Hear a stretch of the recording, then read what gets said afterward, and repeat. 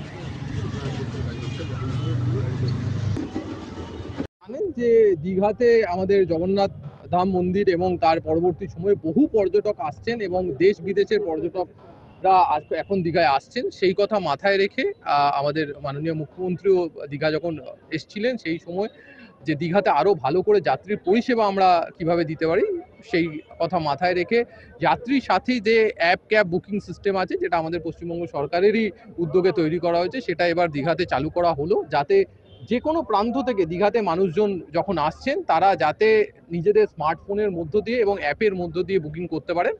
আপনারা দেখলেন যে আজকে আমরা নিজেরাই প্রথম বুকিং করে একটা সিস্টেম টেস্ট করে দেখলাম এবং সুন্দর করে সেই বুকিং করা যাচ্ছে। আশা করছি এর মধ্য দিয়ে যারা দীঘাতে পর্যটকরা আসছেন তারা আরো সুবিধা পাবেন এবং এর মধ্য দিয়ে আরো ভালো পরিষেবা যেমন তারা পাবেন, ঠিক সেইভাবে দীঘার মানুষও এই অ্যাপের মধ্য দিয়ে তাদের যে বিজনেস আছে এবং সেগুলো আরো বেশি ডেভেলপ হতে সাহায্য করবে। এর মধ্যে এই মুহূর্তে আমাদের অটো থাকছে এবং ট্যাক্সি থাকছে। এই মুহূর্তে দীঘাতেই হবে, যেহেতু দীঘাটা জেলার সবচেয়ে বিখ্যাত পর্যটন স্থল।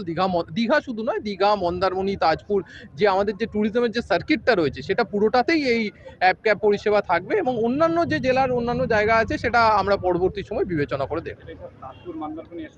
হ্যাঁ, নিশ্চয়ই এটা দু ধরনের রাইড এতে হতে পারবে। একটা যেমন দীঘার মধ্যে হবে, ঠিক সেভাবেই কেউ যদি দীঘা থেকে ক্যাব বুকিং করে আপনার তাজপুর, মন্দারমণি যে সার্কিটটার কথা আমরা বারবার আমাদের আলোচনায় উঠে আসছে, যে গোটা শুধু দীঘা নয়, দীঘা থেকে শুরু করে একদম বগুড়ান, জলপাই অবধি আমাদের যে পর্যটন স্থলগুলো রয়েছে তার প্রত্যেকটাতেই এটা সুবিধা দীঘা থেকে বুকিং এর মাধ্যমে পাওয়া যায়। পর্যটকদের বেশি করে ভাড়া নেওয়ার একটা অভিযোগ উঠে আসে, এর দ্বারা কি নিয়ন্ত্রণ হবে বলে? অবশ্যই আপনারা জানেন যে এটা এর মধ্যে যে ভাড়ার ব্যাপারগুলো আছে সেগুলো আমাদের যারা ট্যাক্সি এবং অটো ইউনিয়ন আছে তাদের সঙ্গে ঠিক কথা বলে অলরেডি সেট করে দেওয়া হয়েছে। তাই বেশি ভাড়ারও যে অভিযোগটা আছে সেটাও আমার মনে হয় এটার মধ্যে দিয়ে আমরা অনেকটাই এর সমাধান। ভয় টিভি, দীঘা।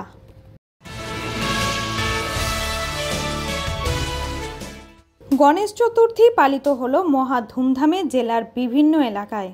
গণেশ চতুর্থী পালিত হচ্ছে সারা দেশে। রাজ্যের পাশাপাশি আলিপুরদুয়ার জেলার বিভিন্ন এলাকায় বিভিন্ন বাজার এবং ব্যবসায়ী সমিতির উদ্যোগে আয়োজিত হচ্ছে মহা ধুমধামে গণেশ চতুর্থী। জংশন লাগোয়া নর্থ পয়েন্ট এলাকায় বিশাল বাজেটের মধ্যে পালিত হচ্ছে গণেশ চতুর্থী।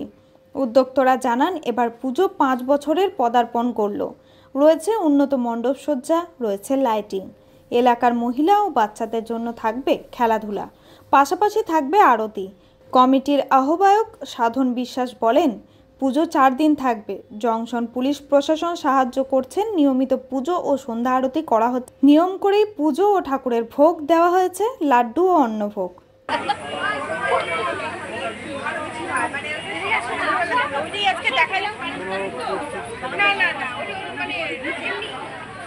ভয় টিভি, আলিপুরদুয়ার।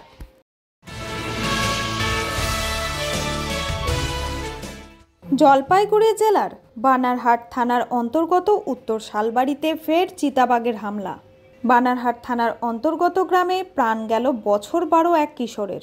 ঘটনায় এলাকায় ব্যাপক উত্তেজনা।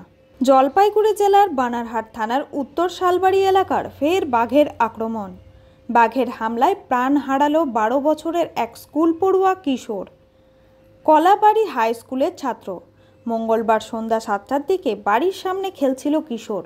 আচমকা একটি চিতাবাঘ গ্রামে ঢুকে পড়ে এবং মুহূর্তের মধ্যে কিশোরটিকে টেনে নিয়ে যায়। চিৎকার চেঁচামেচি শুনে গ্রামবাসীরা ছুটে এলেও তাকে আর রক্ষা করা যায়নি। এলাকায় প্রবল আতঙ্ক ও ক্ষোভ ছড়িয়েছে। স্থানীয়দের অভিযোগ, এর আগেও একাধিকবার এই অঞ্চলে বাঘের আক্রমণ ঘটেছে। প্রতিবারই সাধারণ মানুষ প্রাণ হারিয়েছেন বা গুরুতর জখম হয়েছেন। তবুও বন দপ্তর কার্যকর কোনো ব্যবস্থা নেননি বলে অভিযোগ। এলাকা জুড়ে এখন শোকের পাশাপাশি তীব্র ক্ষোভের সঞ্চার হয়েছে। বন দপ্তর ও প্রশাসনের বিরুদ্ধে ক্ষোভ উগরে দিয়ে স্থানীয়দের দাবি, অবিলম্বে নিরাপত্তার ব্যবস্থা করা হোক। এর আগের লেপার্ড অ্যাটাক খড়কাটা সবথেকে প্রথম লেপার্ড অ্যাটাক কোথাপাড়া। এর কিন্তু একটা স্পেসিফিক টাইম আছে, 5টা থেকে 6টার মধ্যে leopard attack. Every leopard attack is happening between 5 and 6 o'clock। আপনি এইটার মধ্যে কেন আপনার পেট্রোলিং থাকে না? কেন থাকে না পেট্রোলিং? কেন পেট্রোলিং থাকে না আপনাদের? এই সময়ের মধ্যে কেন পেট্রোলিং থাকে না আপনাদের? একটা সময়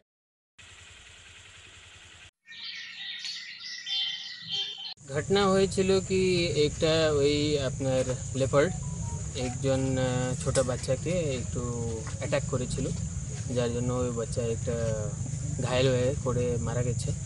তো ওই জন্য গ্রামের বাসীরা একটু বিরক্ত ছিলেন।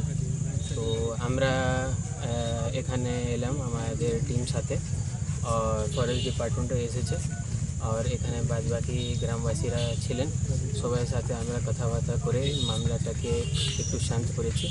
আর বাচ্চার এখন আমরা বডি হসপিটালে পাঠাচ্ছি পোস্টমর্টম করার জন্য। আর এখন সব সিচুয়েশন। ভয় টিভি, জলপাইগুড়ি।